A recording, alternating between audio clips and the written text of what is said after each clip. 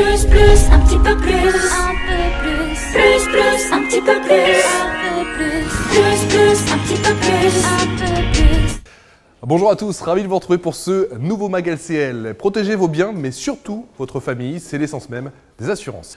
Alors, dans quelle mesure la banque est-elle bien placée pour proposer des assurances? Quelles sont les caractéristiques des assurances santé et comment protéger au mieux votre habitation? La réponse est tout de suite avec nos expertes. Et comme promis, nous avons rejoint Florence Combeau, responsable marketing assurance chez LCL. Bonjour Florence. Bonjour Patrice. Alors de plus en plus de personnes font appel à leur banque pour souscrire une assurance. Comment expliquez-vous cette tendance? Déjà par la simplicité, la banque c'est un point d'entrée unique et puis le conseiller connaît bien son client et donc ses besoins en termes de protection. Justement, la banque qui a aussi une obligation de résultat. Effectivement, le souhait de la banque, c'est de construire une relation privilégiée et sur le long terme avec ses clients. Et pour ça, bien sûr, sa priorité, ça va être de leur proposer des produits et services performants qui donnent entière satisfaction, y compris pour les assurances. Il n'y a pas de secret, c'est comme ça que la relation est préservée. Et c'est notamment le cas de la complémentaire santé qui, comme son nom l'indique, complète le remboursement du régime obligatoire d'assurance maladie. Voici les détails.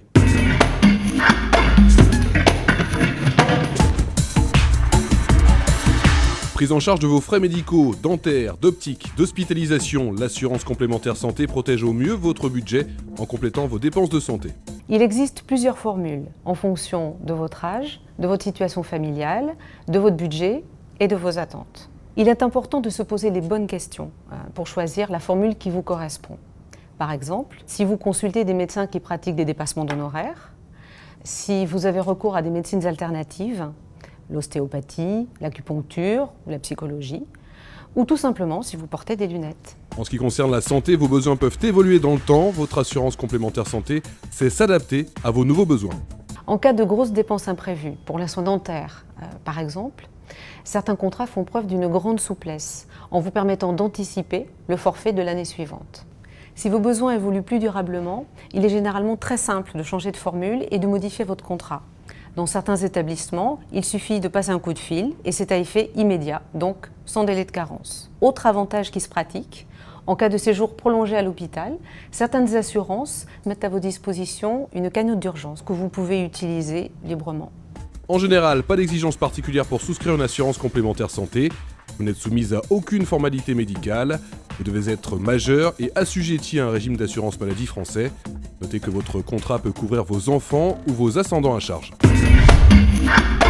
Allez, après l'assurance complémentaire santé, place à présent à l'assurance habitation. Toujours avec vous, Florence Combeau, une assurance, on le sait, indispensable pour les propriétaires mais aussi pour les locataires. Si je vous dis dégâts des eaux, incendie, aléas climatiques, cambriolage, de tous les contrats d'assurance souscrits dans un foyer, le contrat d'assurance habitation est sans doute l'un des plus complets.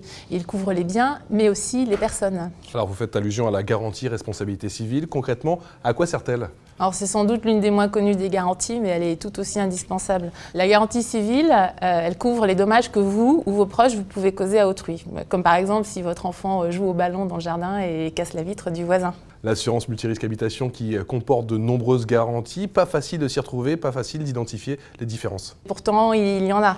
Déjà, il faut bien regarder si votre contrat comporte ou non de la vétusté. Je prends un exemple. Votre canapé est endommagé.